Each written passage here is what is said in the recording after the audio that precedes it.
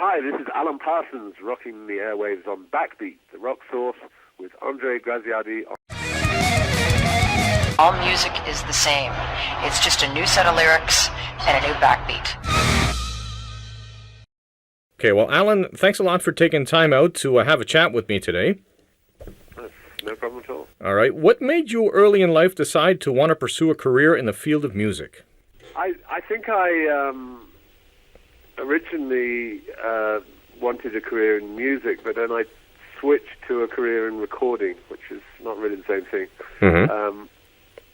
I played in bands at school, and I studied flute and piano, but I just very suddenly took an interest in recording at the age of about 15, 16, and I managed to get a job with EMI Records in a sort of tape factory, and I took it from there. And then I gradually worked my way into getting a job at Abbey Road Studios, and that's where it all started.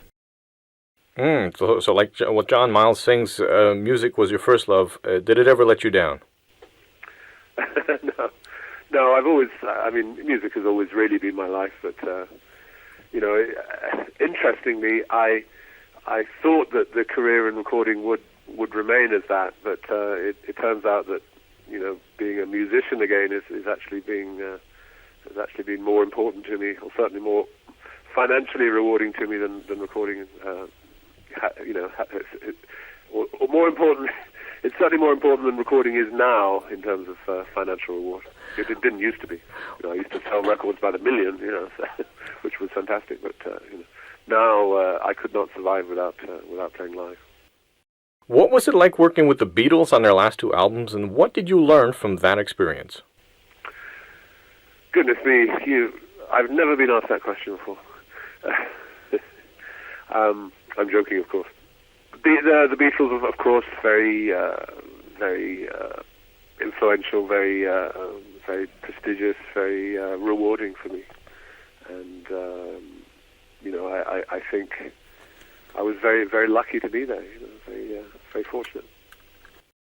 When asked about producing one of the biggest rock albums of all time, Pink Floyd's Dark Side of the Moon, you tend to be modest about it, saying that your involvement was smaller than most people assume.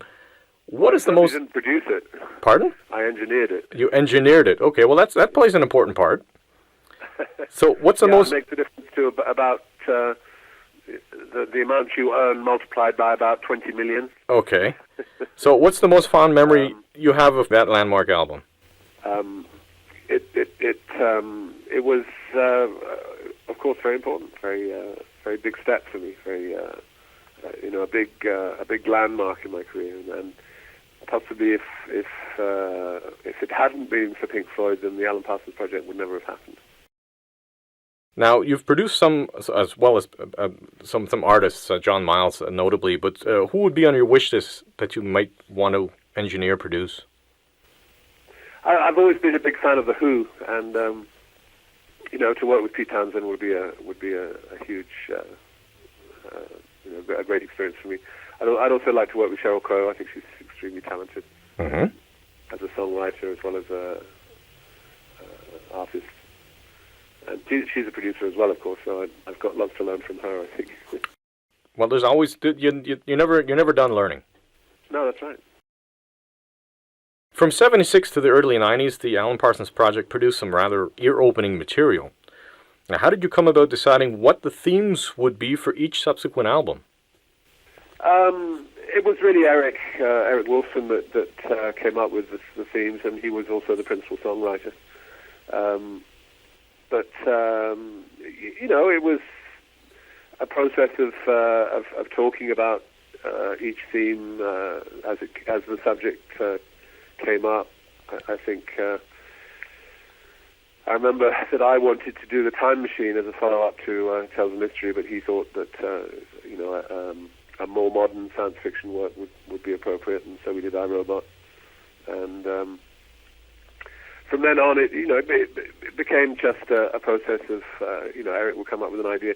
I mean, he actually came up with the idea of witchcraft for what became Pyramid, and then we just zeroed in on the pyramid concept while we were making the album, because it just seemed that it was a wide enough and interesting enough subject to make a whole album about. You mentioned Time Machine, but you took up that concept yourself in the late 90s. Yeah, so I waited 15 years to do it myself. Yeah, it was, but it was interestingly really not based on the H.G. Wells work. It was much more just loosely based on the concept of time travel generally. Uh-huh. Now, all of your albums feature interesting art concepts. Do you get involved with the album design packaging, and how important is it to you as part of the finished product? I think it's extremely important, and the answer is yes. I get very involved. But I mean, I've been fortunate enough to work for nearly everything I've done with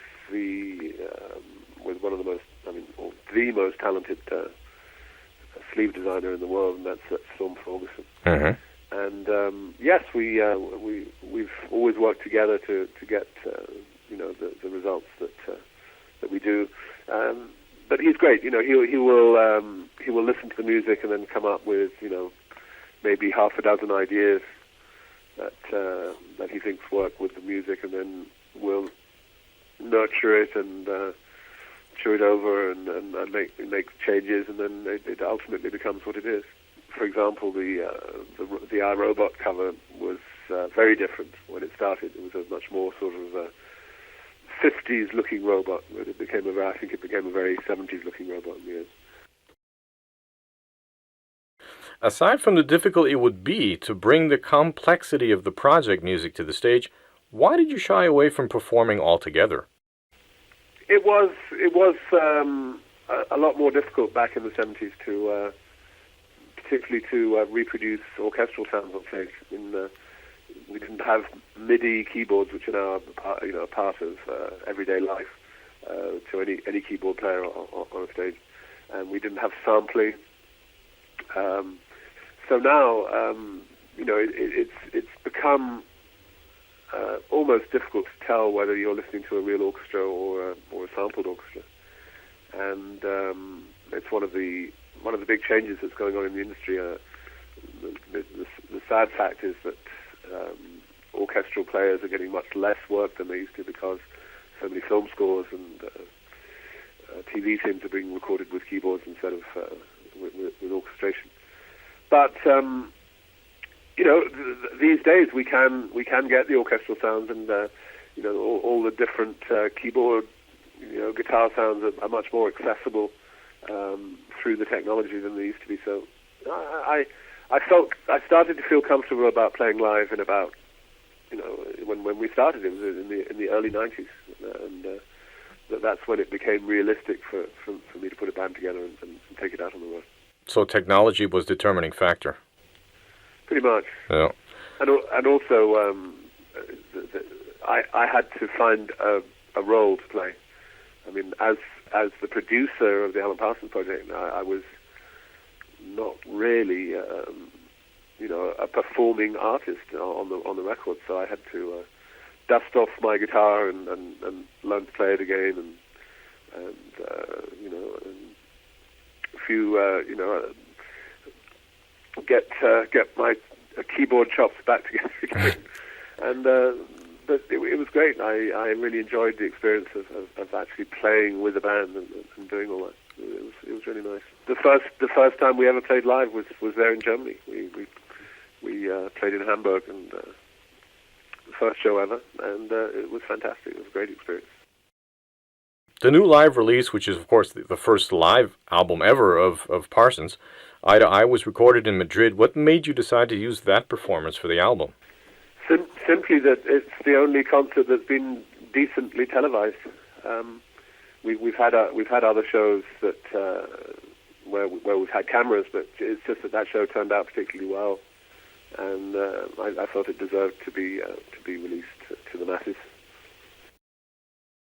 As your music is very structured, it's very set in its ways. When playing live, is there any room for improvisation? Well, not on my part, but on the part of the keyboard player and the guitarist. Yeah, they have plenty of room for improvisation. Probably even the bass player does. But no, my part is pretty set. I just I have a rhythm part most of the time. But we're not totally parrot-like. We can we play tunes that have a degree of improvisation in them. There's a song called Prime Time which is different every night. Mm-hmm. It's totally different.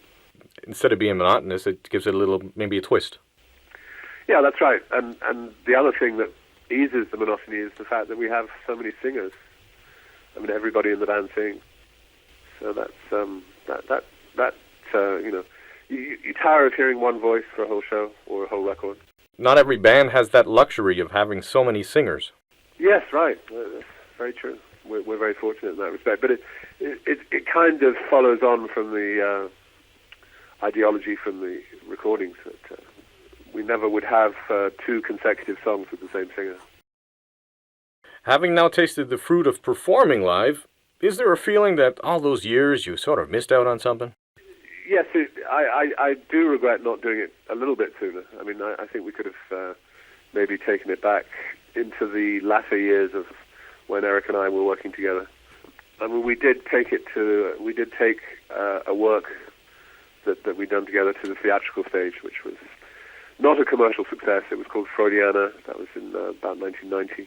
It was successful in its own way in Austria, in Vienna, but it was not a commercial success as a record. Mm-hmm.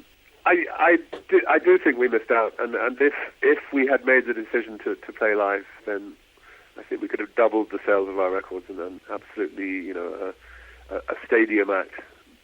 Maybe now we would be a stadium act, which we're not. We're very much a theatre act now. But if we had supported the albums with a live show, I think it would have been very useful, very commercially sensible. Although I'm under the impression that the project itself was a relatively good seller. Oh, we did great. I mean, we for the first 7 albums, I think we never sold less than 1 million. I mean, that was a great period. But so were a lot of other people selling 1 million. True.